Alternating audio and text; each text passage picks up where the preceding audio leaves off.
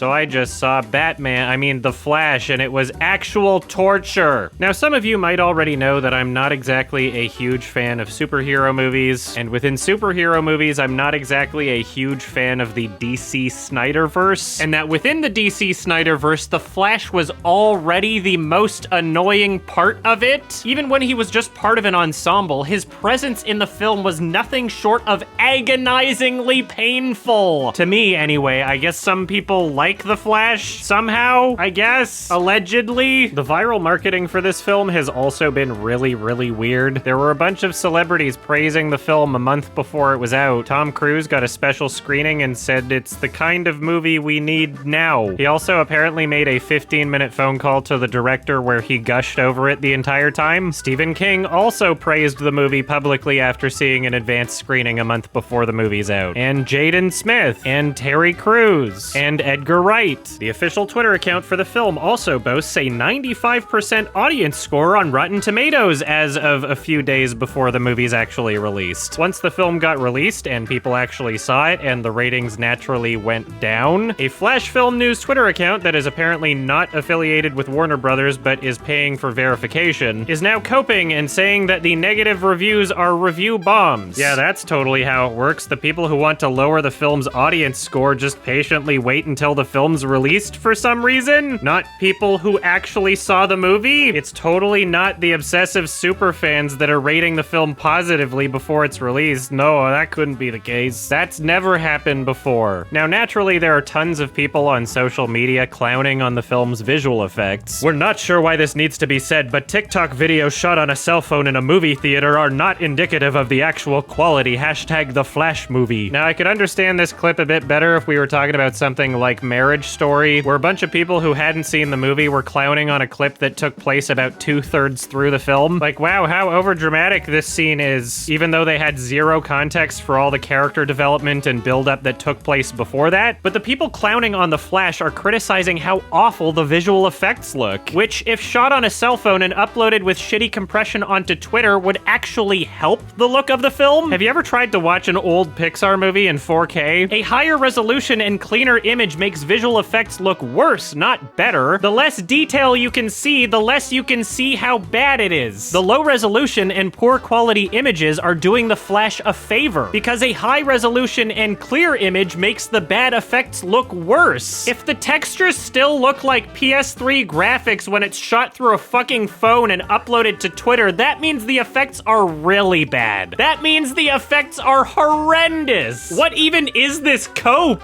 On the Thursday of the film's release, the director Andy Muschietti got interviewed by IO9, and supposedly he was asked why the visual effects look bad. And when I say supposedly, I mean the source article on Gizmodo does not at all say how they phrased their question. So director Andy Muschietti answers by saying, "The idea, of course, is we are in the perspective of the Flash. Everything is distorted in terms of lights and textures. We enter this water world, which is basically being in Barry's POV. It was part of the design, so if it looks a little weird to you, that was intended." Okay, so Andy Muschietti's response here was really sneaky and deceptive, and I'm gonna explain why. When his response talks about things like, oh, this is a part of Barry's POV, it's like a water world where everything is distorted with different lights and textures, it's a part of the design, it's intentional. What he is talking about is this weird, wavy, distorted orange filter whenever the Flash goes slow-mo. Or fast, I guess. Everything else goes slow-mo. The director gave a non-answer by pretending the question was about something else. He's not talking about the shitty-looking character models, which he was obviously asked about because his sister gave a joke answer talking about the babies before he responded. The character models of the babies look like shit before the Flash even notices them. That is obviously not through his perspective. Andy, they were clearly not asking about the obvious Waterworld POV shit. You sneaky boy! The excuse wouldn't be that bad if it were just more consistent. Like if it only ever looked that bad when he was in the time travel kaleidoscope spinning room area, then sure, it would still be really convenient that it just looks like PS3 graphics and that's exactly how you wanted it to look and it would still be cope, but at least it would be consistent. At least you'd be able to convince some people that you're being serious when you say that. But instead, it's just most of the action scenes? Oh, it looks awful. Could you imagine if all of the money that they spent on viral marketing this piece of shit went towards finishing the visual effects? Could you even imagine? There's plenty of examples of characters who look perfectly fine while he's doing the time thing and it's clearly through his perspective. Whatever, I guess that's still enough for some people to continue riding the cope train. Guys, the director said that the bad effects were supposed to look bad, okay? It's just a coincidence that the character models look like a PS3 game. And only some of them. And also when it's not through his perspective. And this only affects human character models and not backgrounds or any other objects with simple textures for some reason. And it's only some of the humans. And it only affects the babies and not this woman for some reason. Yeah, it's intentional, everybody. See, it's good.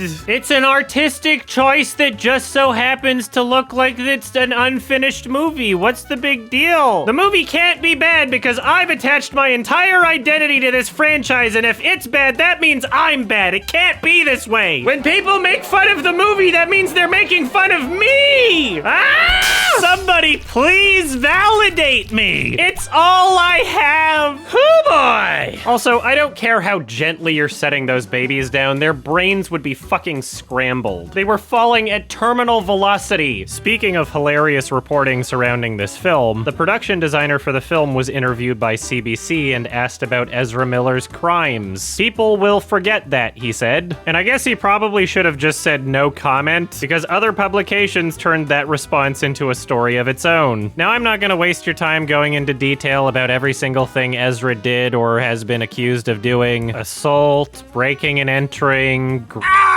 burglary, harassment, a whole bunch of shit that they just can't seem to get under control. At the very least, they should probably just stay out of Hawaii. Maybe just calm down and stop jeopardizing your career. It's honestly a real wonder why this movie was even released, especially with the Warner Discovery merger canceling Batgirl entirely, which supposedly was finished and they just decided to cancel for a tax write-off or something. You might as well have just replaced him with another actor, especially if all the visual effects are gonna look so awful anyway. Army of the Dead replaced Chris D'Elia with Tig Notaro. All the Money in the World replaced Kevin Spacey with Christopher Plummer. This is a real fuck it, why not situation, but for some reason it's just so important that Ezra Miller is playing this character, because they're so funny and such a great actor. Now, some of you already know that I found Ezra Miller's portrayal of the Flash to be absolutely excruciatingly painful even before their controversies. So crimes or no crimes, they stink, they're annoying, they shouldn't be in this movie, probably not in any other movie, except they were maybe fine in After School. Maybe I should rewatch it. They were a child. They were pretty good for a child actor, I guess. It is so irritating how awful and lame and unfunny their performance is throughout the entire fucking movie. Wait, he's Batman? Wait, he's Batman?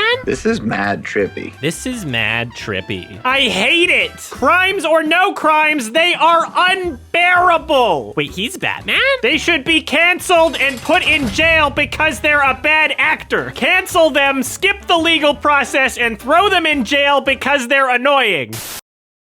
Embarrassingly enough, there's even scenes in this film that pretend like they're showing off a good performance. The music gets all sappy with fake sincerity and they say, "Shut up! You don't even realize how lucky you are, 'cause Mom died!" And the movie presents this unironically as if a good performance is happening and carrying the scene, seemingly unaware at how cringe and incompetent they are at acting. You just walk around thinking that you're so funny and so cool. Screw you, man.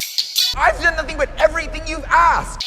You used monkey as a dartboard. So we took an actor that should have been removed from the movie and we instead made two of them. Talk about doubling down, I guess. Oh, that's what they mean by they, them. There's two of them. I get it. Now, Ezra Miller's bad acting and annoying screen presence makes up most of the movie because they have no one to bounce off of other than themselves. So any scene with any other characters feels like a breath of fresh air. When I was watching the Snyder Cut, I came up with my own coping mechanism. Basically, anytime Ezra Miller was on the screen, I imagined it as Nathan Fielder instead. The scenes were a lot more bearable, instead imagining it was Nathan Fielder delivering those lines. And although I sincerely tried doing the same thing for this film, it was kind of impossible with this runtime and this many Ezra Millers. I am looking forward to the year 2033 when surely AI technology will have progressed enough that it can do that for me. I tried my best, but it just wasn't enough. It's kind of hilarious how Ezra Miller was clearly not allowed to do any press interviews for this film. Yeah, this is a Batman and Supergirl movie. That's what it is.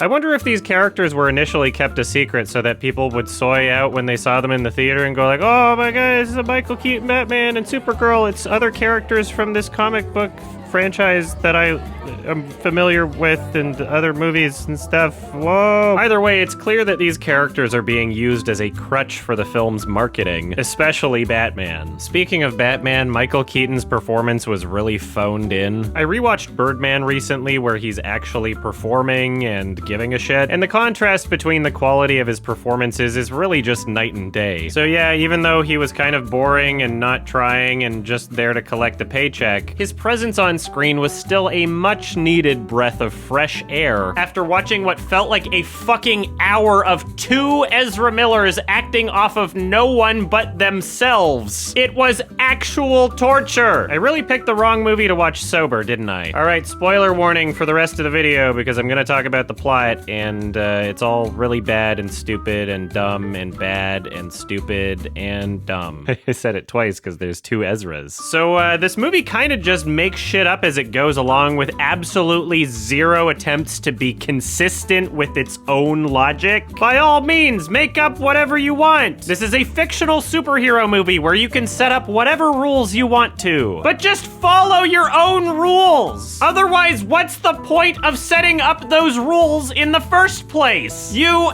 assholes. So there's time travel in the movie because the Flash ran really fast after thinking about his dead mom, and I guess this was the first time he ever ran while he was upset or something. Kind of just stumbled into the ability to make time go backwards because if you run faster than the speed of light and you go back in time, it doesn't make any sense, but whatever. Which is also kind of what happened in the Justice League or Snyder Cut when the Flash runs so fast he enters the Speed Force, and it's like an actual attempt to run as fast as possible because they're like, oh, the world's gonna die or something, and so you have to run as fast as you ever can. I'm just gonna do this, otherwise we get the anti-life equation or something. Just gotta go faster than the speed of light, far beyond the speed of light. You gotta break the rule, Barry, and you gotta do it now.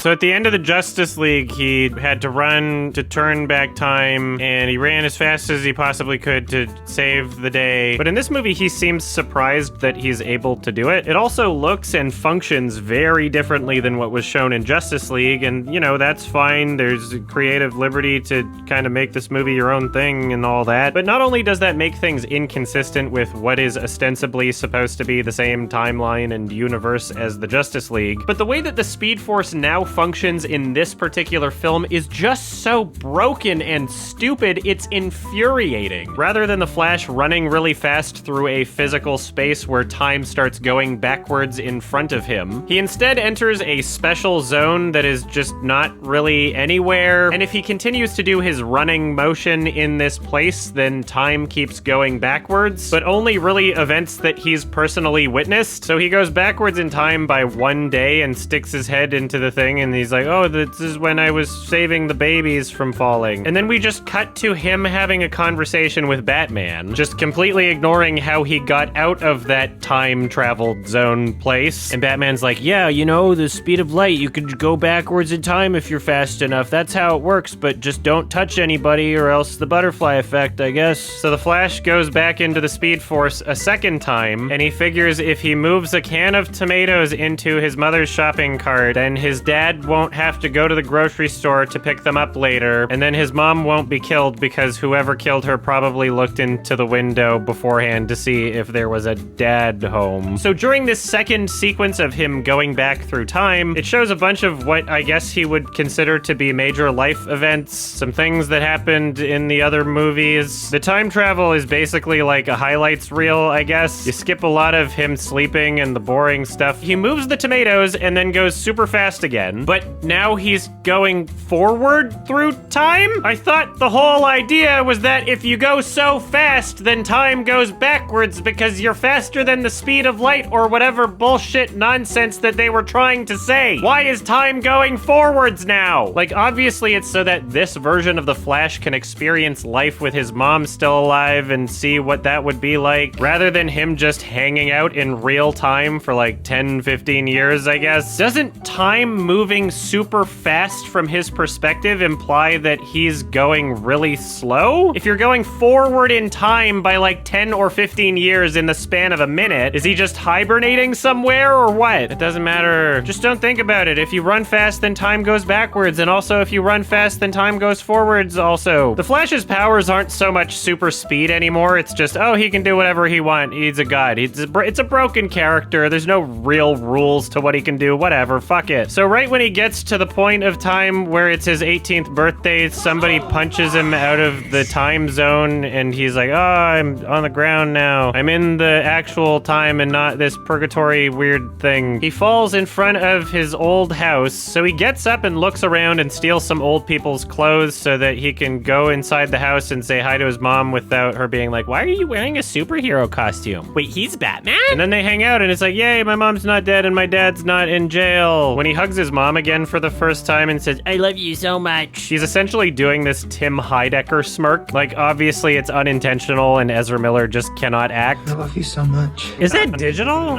Is that a digital tear? Yeah, that's a fucking digital effect. It literally appears in one frame. The one frame different, yeah, okay. Yeah, it doesn't leave a trail, and it just kind of disappears into their nostril. It's such a dumb face.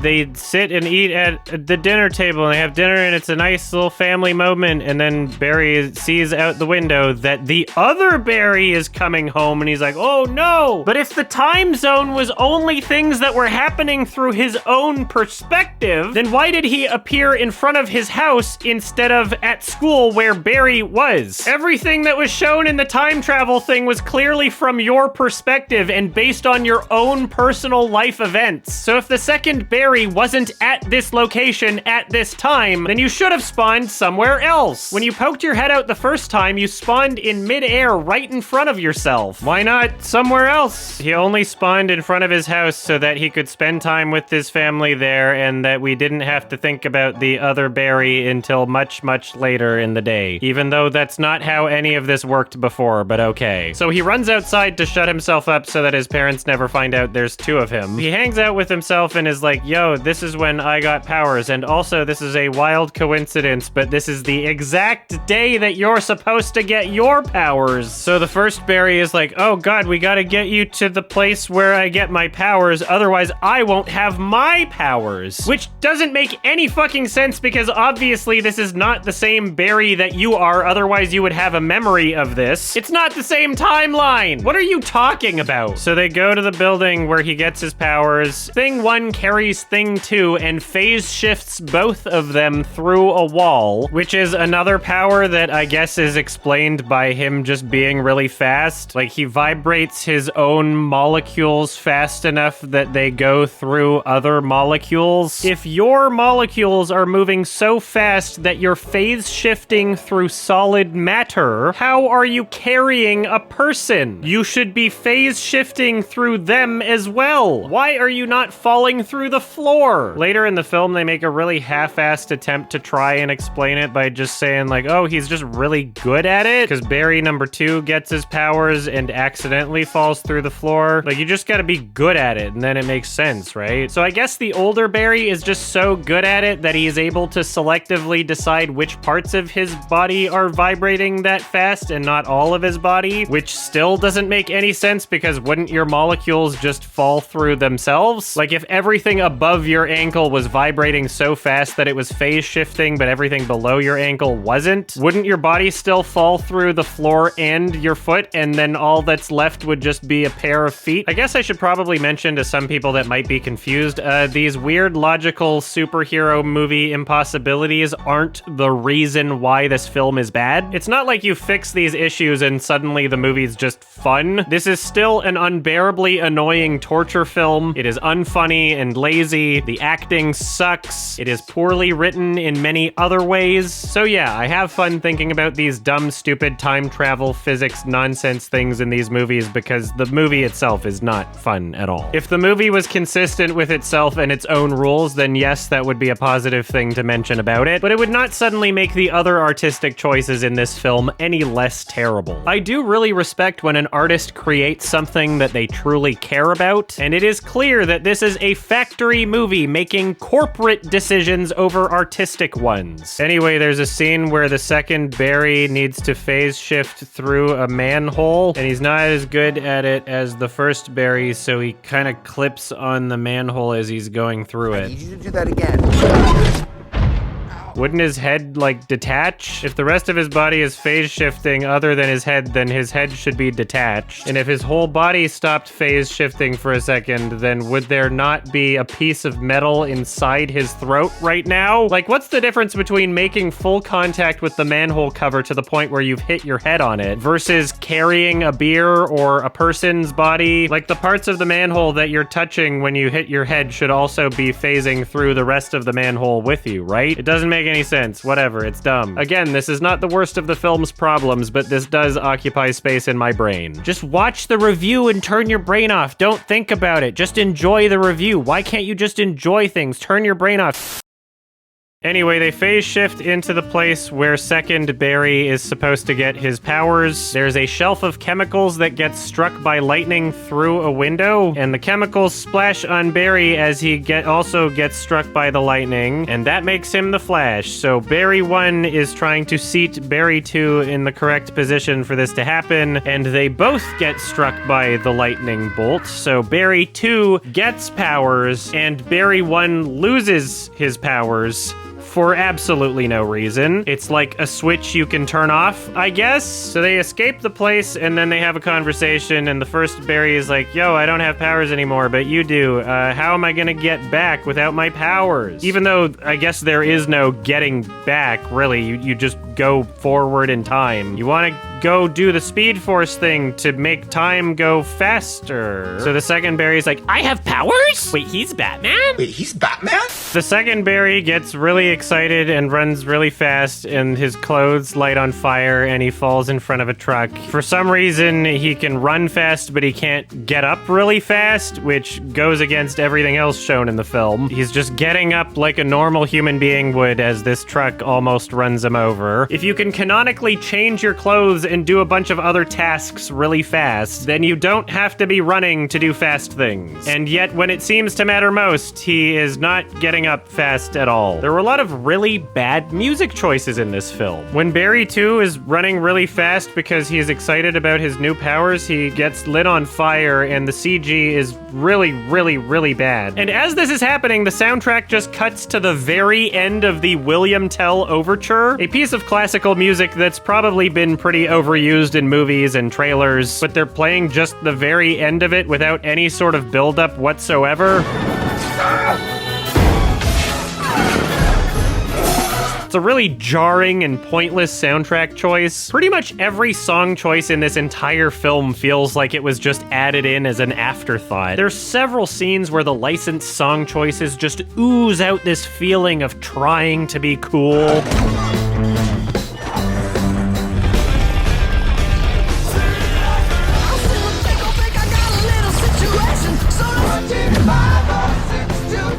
Like, guys, this is a cool scene, right? The song's cool, so the scene's probably cool too, right? What's happening in the movie's cool, right? Right? So then Zod shows up, played by Michael Shannon. This is a thing that happened in Man of Steel, the Superman movie. So now they decide that they need to find the rest of the Justice League so that they can stop Zod from doing the evil bad things and killing people. So they go to the second Barry's house and do some Google searches. They're unable to find Wonder Woman. They search Aquaman's real name and they find his dad. And it's the same dad from the Aquaman movie. It's the same actor. But for some reason, Aquaman doesn't exist and the guy just has a dog and lives a normal life. I completely broke the universe. So then they find out that Batman exists, so they go to Batman's house. But it turns out Batman is, he's got long hair that's covering his face, and there's a really lame fight scene, and they fight each other. There's some really cool music that plays during the fight scene, so you know how cool it is. Man, it's a classic rock song. Thank you. This movie's cool now. And then at the end of the fight scene, it's Michael Keaton. You can see his face now. So yeah, the fact that his face was covered the entire time leads me to believe that this was initially supposed to be a surprise, I guess? Before the marketing strategy turned to, hey, this is actually a Batman movie. You don't have to watch it just for Ezra Miller. You can watch it for Batman, please. So now Batman makes spaghetti and they talk about why time isn't doing the things that they want, and Batman's like, okay, so you thought that you were just changing the future, but you also changed the past. When you go back and change the past, you create a fulcrum. You change the future, and you change the past. New future, new path. Is it really that difficult to not just keep this whole butterfly effect thing situated to events that took place after he changed the timeline? Because if we're gonna start making excuses by saying like, oh, when you change one thing, then that actually changes everything beforehand too, then why did him moving the tomato can save his mom anyway if everything's just fucking random? Do you know how many fucking variables there are if we're gonna say that everything before that is also different in random ways that aren't even affected by him doing the thing that changed the timeline? Basically nothing matters in the movie. Everything's just random and doesn't exist for any particular reason. There's no stakes. Barry's a fucking god or something. There's no real conflict because everything's random and he can travel through time and just whatever needs to happen will just happen. It doesn't matter why. So Batman is very informed on how multiverses work. Some strands run almost parallel. There will be inevitable intersections, and others that are just wildly divergent. He doesn't really explain why he's so confident about this. He just knows things. Like, did you time travel before Batman? No, you know, this is just, everybody knows this. This is how multiverses work. They taught us this in school in this universe, duh. And then the second Barry finds out that he's Batman. He's Batman?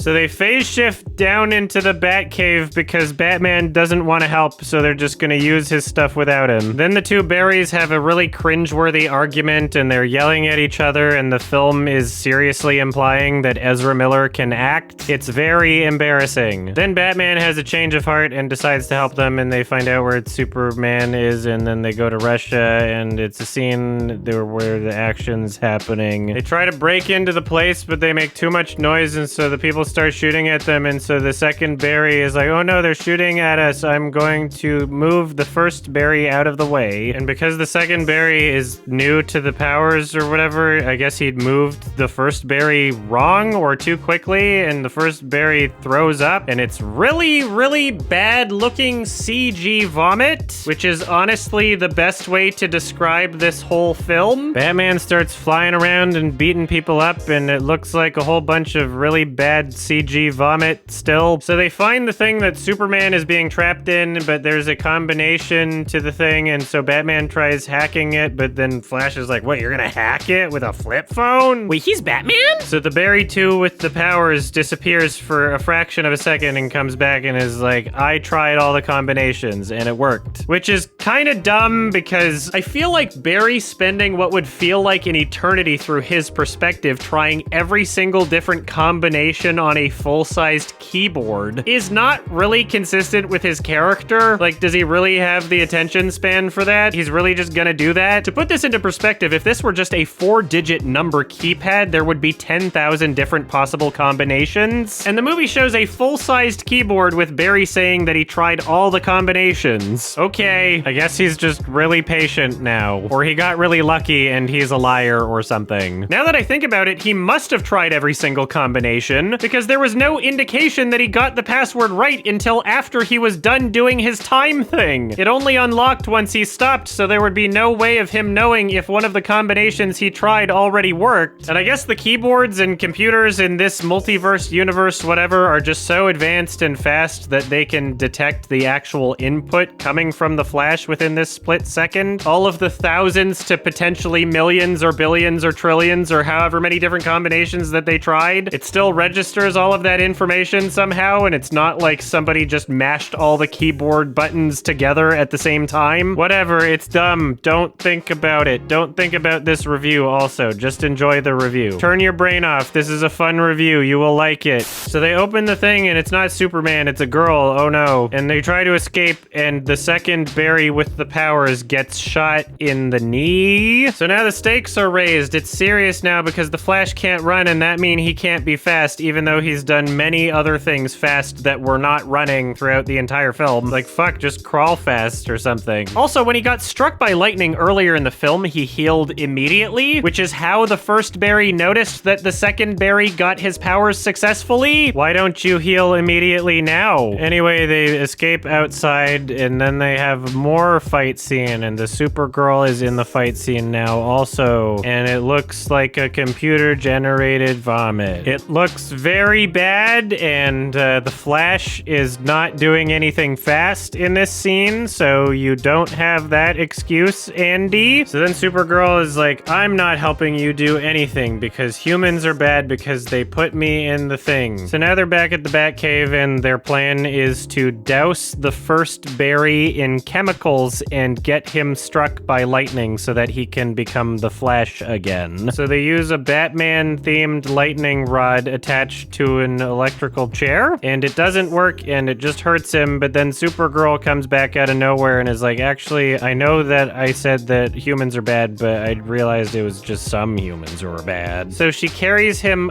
up towards the clouds into the thunderstorm so that he can get electrocuted, and again, it just hurts him, and so he's basically just dying. He should be dead already, but they bring him back down, and Barry number 2 holds his hand, and I guess the electricity from his hand was able to help jumpstart the transformation into the super guy. So his body starts healing himself, and now he's a speedy boy again. So there's a few different ways you can interpret what exactly happened here. One is that the chemicals actually had nothing to do with this whatsoever, and you can just get struck by lightning or touched by the Flash after, and you will become another Flash. Another is that the chemicals did have something to do with it, and that Barry memorized exactly which chemicals were present when he first got zapped. Either way, it seems like you have a formula to create a superhero. Like, a lot of these superheroes just have random accidents that couldn't possibly be replicated or are born alien or a billionaire. But this is an instance where someone is actively trying to get those powers, and it worked. Like, if Batman wanted to get super Flash powers, he could now, right? You could just do that. Like, hey, let's douse myself in chemicals and then you touch my hand or something. It is kind of dumb and funny. Also, it was really embarrassing that they were using generic sappy, sad music while they were pretending like the first Barry would die or some shit. It's working, it's working, yeah, it's working.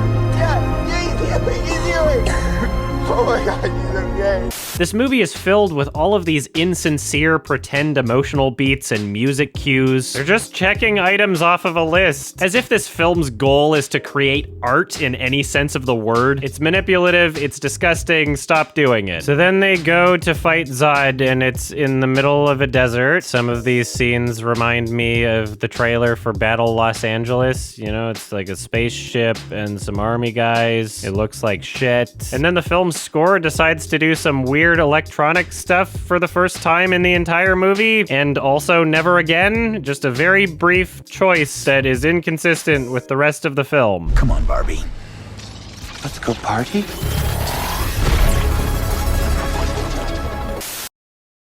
The two Flashes are fighting the Kryptonians, and the second Flash gets a cut on his face while he's fighting them. Even though they were wearing two different uniforms and there was no real need to differentiate them like this. Also, Barry's suit has like a smartwatch thing built into it, and all it does is just tell him when he's hungry. Like, yo, your energy's about to deplete, and then he just eats a chocolate bar. Like, he can't tell when he's hungry? I guess they just needed the visual for the audience because it would be weird if he said it out loud. Then the Barrys and the Supergirl and the Batman, they're beating everybody up, and they play some rock music, and it means that it's cool. And so therefore it's a cool scene because they're playing cool music. They fighted the bad guys. Then the movie pretends to be really dramatic, and Supergirl gets killed by Zod, and Batman kamikazes his bat plane into something. And the Flash watches this happen, and his response is just, no! Like, that's it. No! It's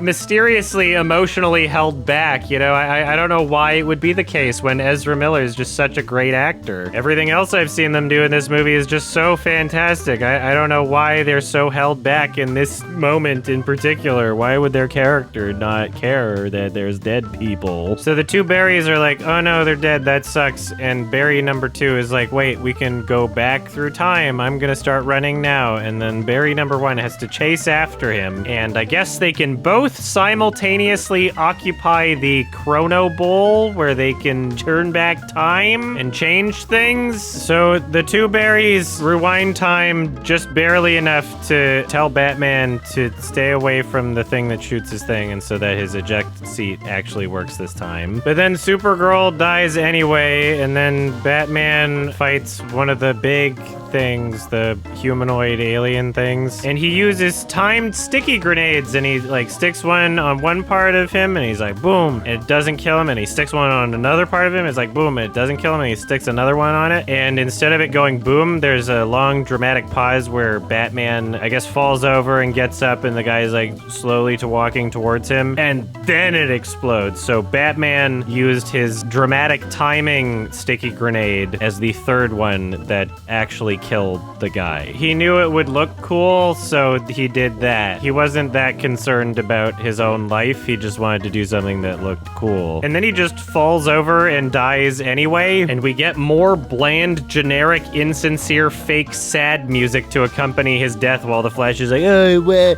I'm over top of your body now as you're dying, look at my eyes or something, I don't know, it's just like a lot of other movies, you see? This is like a movie now.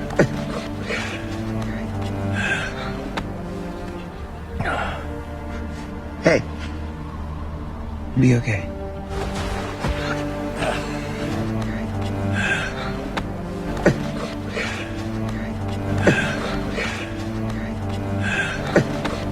Hey. Hey. Hey. Hey. Hey.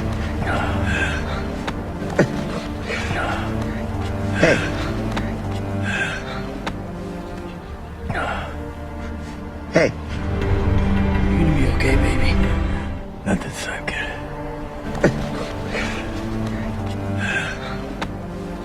Maybe some other time. Harry.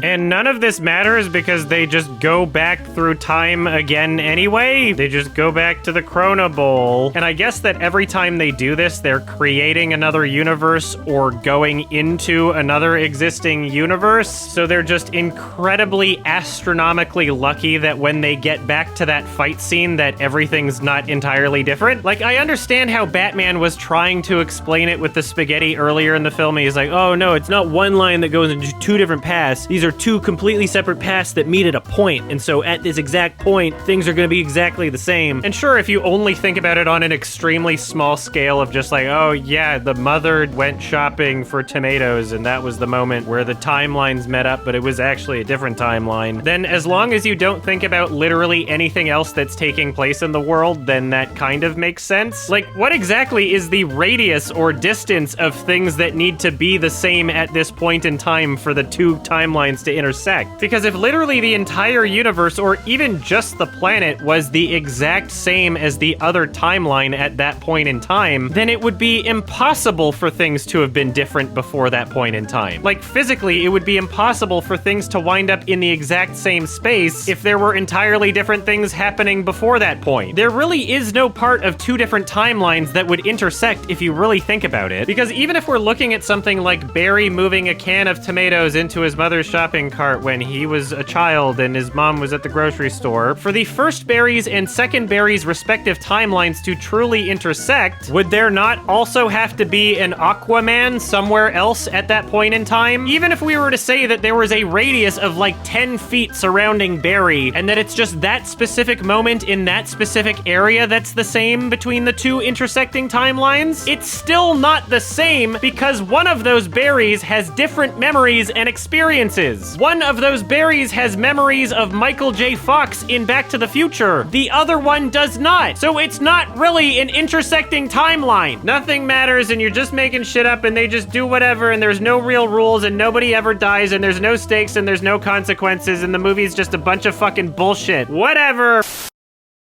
They keep going back in time into the Chrono Bowl, and they keep trying to save Batman and Supergirl, who are still the correct Batman and Supergirl. There's really no reason why they shouldn't be different people. Like, even if they look the same, if it's a different past, they're not really the same person. What if one of these attempts is a universe where Zod's the good guy? What if you're helping Batman and Supergirl destroy the planet? You don't know. The entire past was different. The whole universe is mom's spaghetti. You don't know anything. As soon as you exit the Chrono Bowl and change something, then it's a different thing entirely. You don't know what happened before you got to this point. You don't know why anyone's fighting. None of this matters. None of this makes any sense. So the two Flashes just chill in the Chrono Bowl thinking about what to do, and they don't need to be running for time to be stopped, I guess. They can just stand and chill there.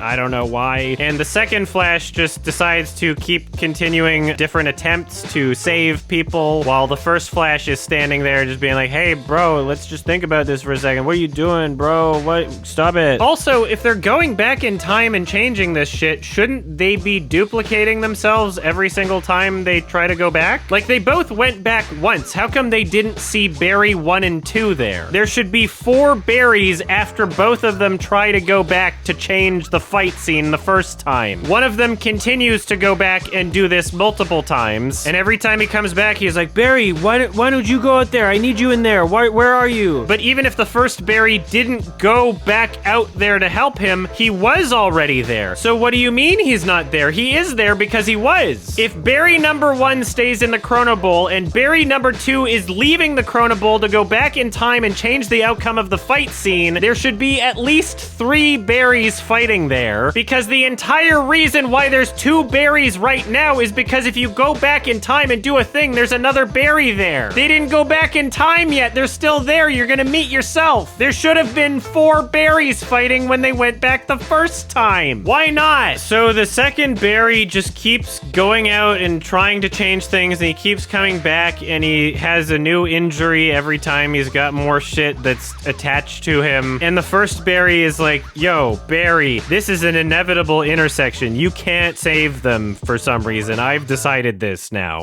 What, you just stand here the whole time? Barry, this is an inevitable intersection.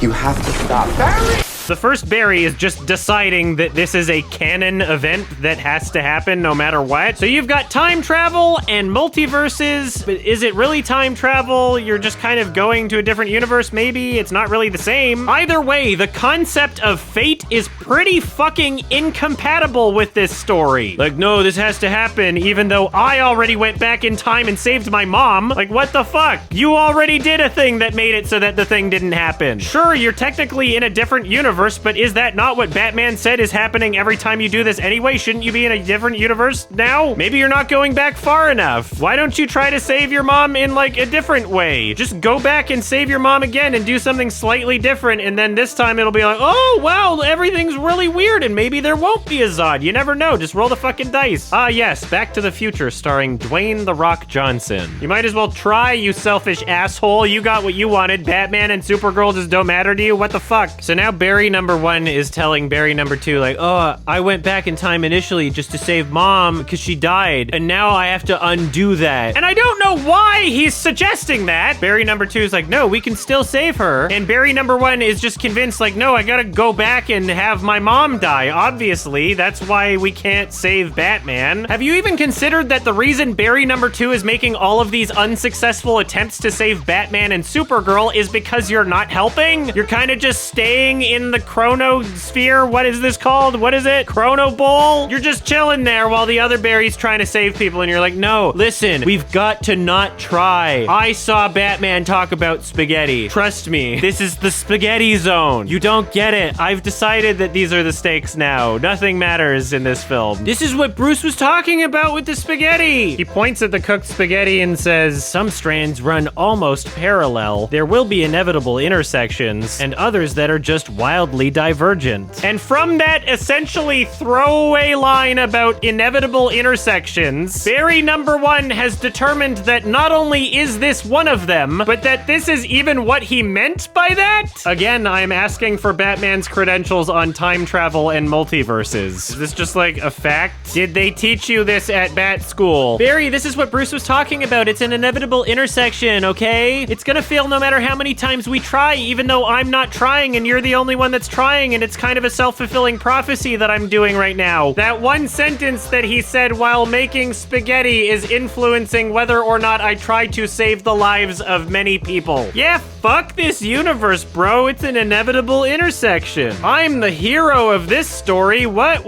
No matter what we do, this world dies. I've tried maybe twice to change it, and I've decided that there's nothing we can do. Even though we could theoretically turn 2 berries into 4 berries into 8 berries into 16 berries into 32 berries into 64 berries into 128 berries, etc. Based on the logic of this film. Based on the fact that there's 2 of you right now. This universe is gonna die. Also, why are you saying that this universe is destined to die today when it was also explained to you earlier that by changing the past, you are creating different universes anyway? Isn't this universe solely just the one attempt that you made the first time? Did you not create another universe by making another attempt? Is that not what was explained earlier?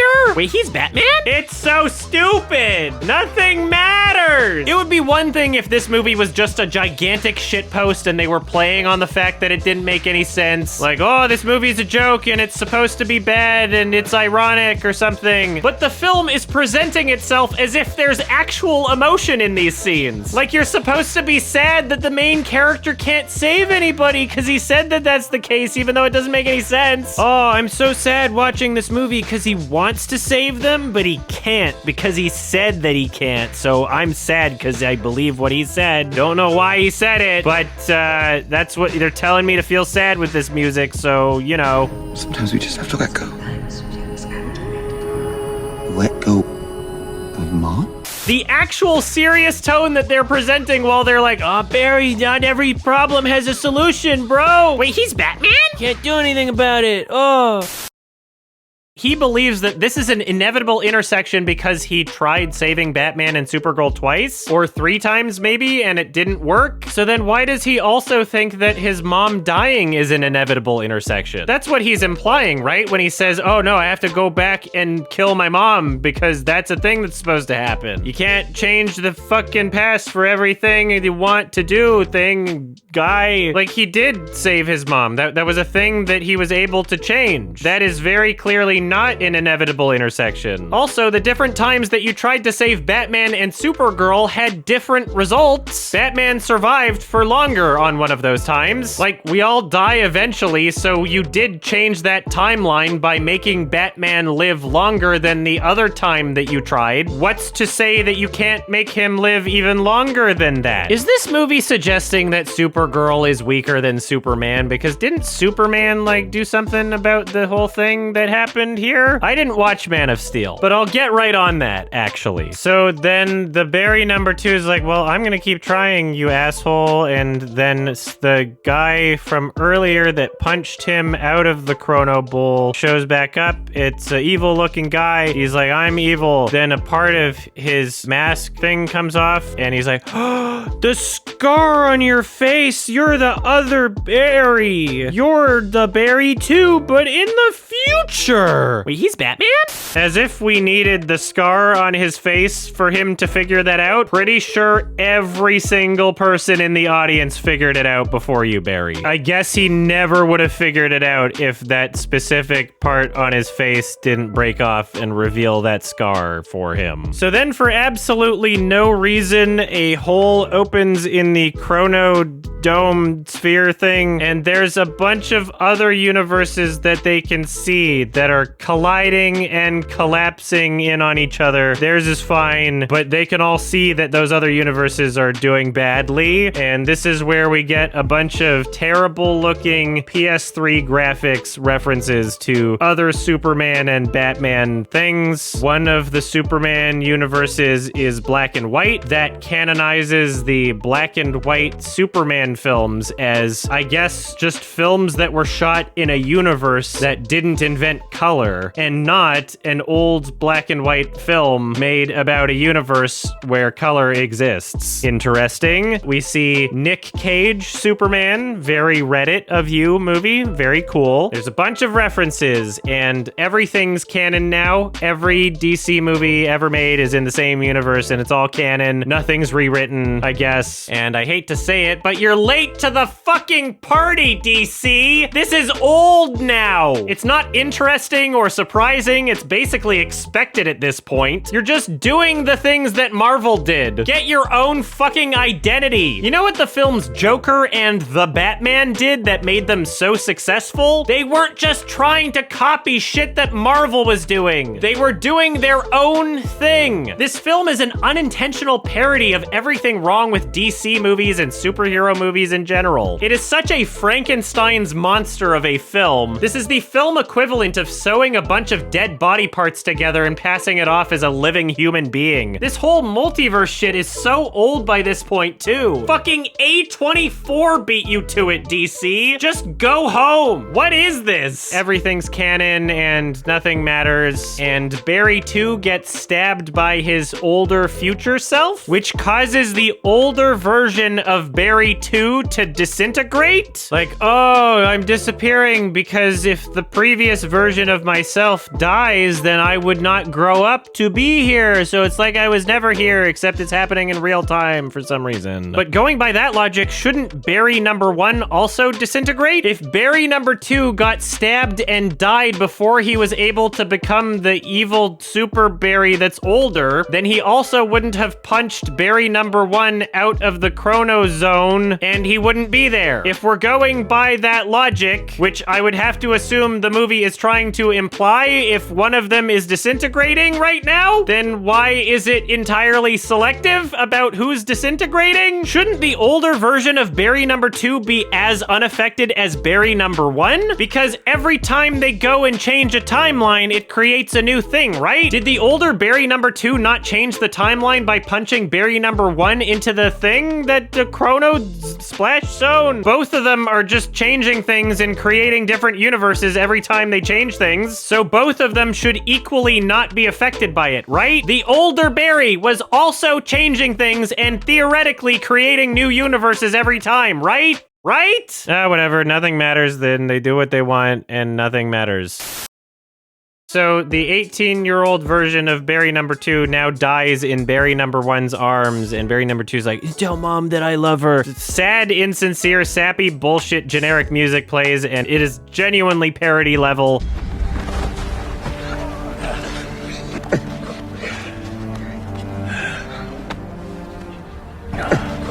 Hey, hey. Hey.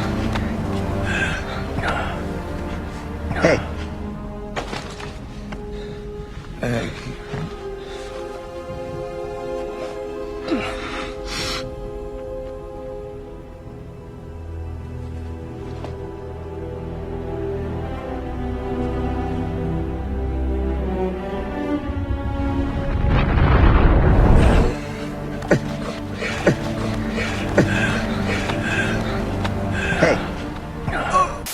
I'm dead now. My head's gonna go back. I'm dead now. Oh, I was holding the little doll that we were talking about earlier. It's a monkey. Mom called his monkey. Oh, I'm dead. This is a serious sad scene and not a very unintentionally hilarious scene, okay? The sad music is playing, so you're sad now. So Barry then immediately goes back in time to the grocery store, and he actually sees his other past version of himself putting the tomatoes in his mom's cart, which reinforces the idea that there should be several berries every time that he changes something, but okay, there wasn't the other times. And he immediately ignores his own advice and his own excuses for letting people die just minutes ago. He walks right up to his mom and is like, oh, you don't know me, but I'm just visiting my mom. And she's like, you look like you need a hug. I'm gonna hug you. All right, so I think this tier is CG as well.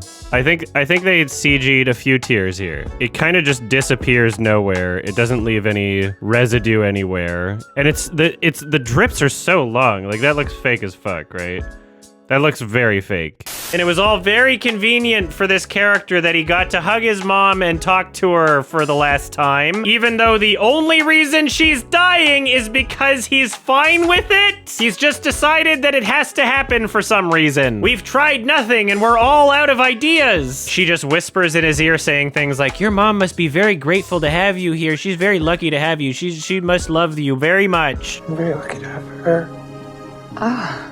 You have to tell her that. God, just fuck already. And so the Flash slows down time so that his mother is frozen, and he just kind of walks around the store, thus reinforcing the idea that he can just decide to slow time down. He doesn't really need to be running, I guess. Look at this. Look at this. It's so obvious. Look at this. There's just CG tears everywhere in this movie.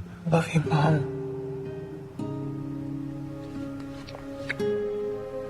It's so bad. It's so bad looking. They have yet another really sappy and insincere song choice, implying that we're supposed to feel sad about his situation even though he's causing it. He could just decide to not do this, you know? There's nothing preventing him. How is anyone supposed to take this seriously? So after saying goodbye to his mom for the last time and knowing she's going to die, he decides to move all of the tomato cans to the top shelf so that when his dad comes to the store later while his mom is being killed, he will be forced to look up when he grabs the tomatoes and thus be caught on a security camera and have a solid alibi against killing his wife. So he shows back up to whatever the present is, I guess, and he shows up to court just as his dad's lawyer is giving a very dramatic presentation of the security camera footage. This proves my client's innocence, and everybody's like, woo, yeah. So he decided to kill his mom and let his dad be free from prison, and this is fine now. What a great main character, guys. Very relatable. Dudes rock. And yep, at the end of the movie, there's a George Clooney Batman, because it turns out he created another universe, but I guess he's just gonna continue living in this one. He's not going to try any other approach to saving his own mom. He's just going to let her die a horrible death. He's not even gonna try and, like, I don't know, scope out the crime scene and just see who did it. Like, you can go somewhere and slow down time and see what happened without anyone knowing that you were there at any point. Would that not be the least intrusive way you could change the past? And also, I guess it doesn't matter whether or not you're being intrusive because you had an entire conversation with your mom and hugged her and then moved the tomatoes anyway? Why don't you stop the murder? This guy could be a serial killer. You're allowing countless more murders to happen for no reason. I hate this. Also, how come there's no second Barry in this universe? He shows up to court and everyone's expecting him there and he says hi to his dad and everything, but this isn't the same universe that he left from at the beginning of the movie. So shouldn't there be a second Barry that he runs into in this universe, just like the other time that he changed the tomatoes and created a new timeline or whatever the fuck happened? Why is he the only Barry there? Where's the other one? If you you want the movie to be this stupid, then release it as a shitpost comedy or something. Stop pretending that there's any real drama in this film, and stop pretending that anything matters and that there's actually any consequences. So yeah, George Clooney Batman, haha, funny, that was a reference. They did it at the end, so he's in it, the movie. The end credits had a reference to an OK Go music video. I wasn't expecting that. And in the post credits, Barry runs into Aquaman, and it is still Jason Momoa. And it seems as though the only reason this post-credits scene happened is to essentially tell DC fans, hey, this is still canon, okay? You can still buy a ticket to Aquaman 2, because everything he's doing in that movie is gonna still be a part of the universe that isn't being scrapped right now. It won't be a waste of your time, guys, I promise. It'll actually mean something. It's all a part of the same story. So yeah, I am exhausted. I have been yelling about this movie for a long time over the course of several days. It's really incredible contrasting this to, I don't know, the new Spider-Verse movie. The new Spider-Verse is probably the best looking film of the year, and despite The Flash having twice the budget, it is the worst looking movie of the year? Decade? I'm not sure. This movie was an unbearable mess. I was uncomfortable for the entire runtime. Ezra Miller is very annoying. They suck. I cannot stand one of them, let alone two. This movie made me want to Andy Machete my own fucking head off, and I'm giving this one a 1 out of 10. You sure as hell deserved it. I'm done. I'm tired. Thank you. Bye.